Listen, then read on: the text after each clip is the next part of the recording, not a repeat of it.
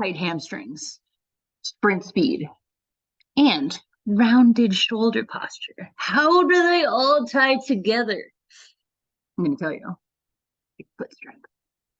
Yeah, I got it right. Foot strength. All right. Now that I have your attention, hey guys, I'm Amanda, leader of Untamed Fitness personal training over in Mount Lake Terrace.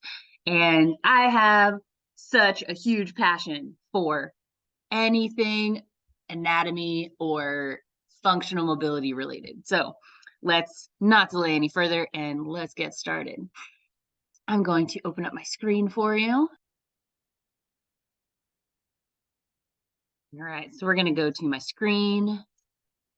Biome. Okay, so I am not a scientist. I found this and I thought it was really, really cool. So I wanted to share it with you. This is called researchgate.net. This has a whole bunch of different like publications and researches going on. Really smart people doing really cool things. And I wanted to like you can sign up for free. Like you get all of this stuff for free. I feel like the science jargon is a little bit hard to read, but that's where I come in handy. I can just break it down for you. So we're talking about hamstring strength, and we're talking about how this all ties to like your foot health and rounded posture. Like, why does this all tie in together, right? So we all know, I mean, I don't want to say that. I'm going to go with the general consensus of the world that we're moving towards is that the body works holistically together, right? It's still very prominent in Western medicine that if you go to a doctor with knee pain, they're going to give you painkillers for the knee pain and nothing else. They're not going to look any further than your knee pain, right? They don't care how you got it. They don't care how long you've had it. They're just going to tell you how to treat the pain that you have currently and then get out so I can treat the next person, right?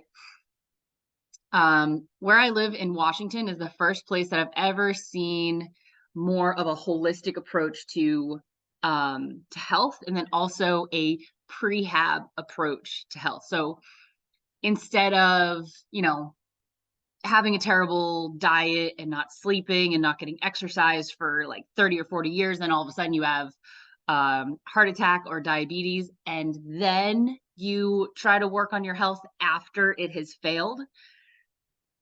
The push in the health area right now is all about treating like diabetes and heart attack and stroke way before it ever develops into that disease, right? So prehab or like holistic type of medicine is all about getting you healthy and getting you mobile, getting you functioning before you have the injury or like health disease, right?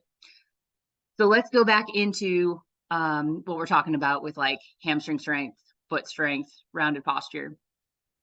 So this article that I found talks specifically about your short foot muscle, right? So in total, like in its entirety, this clinical study was the influence of the plantar short foot muscle exercises on the lower extremity muscle strength and power in proximal segments of the kinematic chain in long distance runners, right? Blah, blah, blah, blah, blah, blah. That's a very long word, right? Like, what does that mean, right? Kind of lost me halfway through. So all it's trying to say is you have a short foot muscle, right? So this short foot muscle, here, if I wonder if I can stop sharing. There we go. This short foot muscle is what creates that arch in your foot, right? So it is literally a muscle on the bottom of your foot that if it's contracted, it will bring your foot upwards, creating even more of an arch. And when it's relaxed, that's where it's in that steady state position, right? So genetically, you can have a shorter or longer short foot muscle, right? So people that have a longer short foot muscle, their foot is a little bit lower to the ground, a little bit more relaxed. That's where you get flat feet, right? Flat feet is not collapsed arches. Collapsed arches is, I don't know why I'm like showing you with my hand. I'll just show you with my foot. So I have high arches. So it's not going to play in exactly, right? But here, check these guys out. Look at these little toe socks. Okay. So my short foot muscle is the muscle when I grip the ground, right? It's going to bring the middle of my foot up, right? See how it creates this nice arch? I don't know if you actually can see it with these patterned socks, but when I grip the ground and I'm bringing this middle part of my foot up, this short foot muscle is contracted, right? When it's relaxed, it still has that little bit of an arch. For me, like I said, I have high arches, right? So like no matter what, I'm still gonna have like a lot of space under this area here. People that have a longer short foot muscle, right? They're gonna be able to have this come down a little bit longer, right? So their bone in their foot is literally lower to the ground, right? So a flat foot is not the same, look at, as a collapsed arch, right?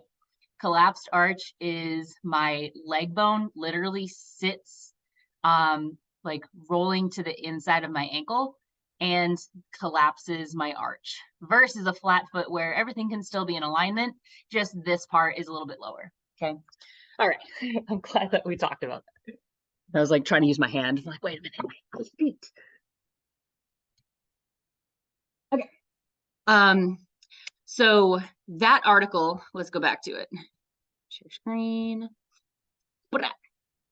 This was talking about how the short foot muscle strength and power significantly affects the speed of a sprinter or a long distance runner.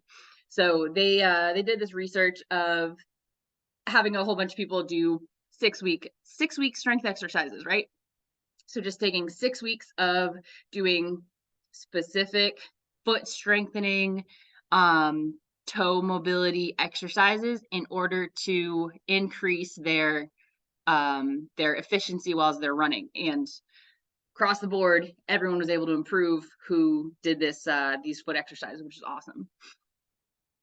I can leave this link for you in the description so you guys can read it in its entirety. I think it's really interesting. But like in summary, they found out that yes, it will it will help if you do some foot strengthening exercises, right? If you're a chart person, they have charts. I am not a chart person. I just look and see all these numbers, right? But yeah, that's that article. Next, I wanted to show you that so there was one of these research articles that talked about how hamstring tightness directly tied into foot strength, right? And then how that also related back up to having a rounded shoulder posture. I'm going to bring up this picture of these fascial slings. Right here. Okay, so there are 4 fascial slings, right? Like fascial, like what is it?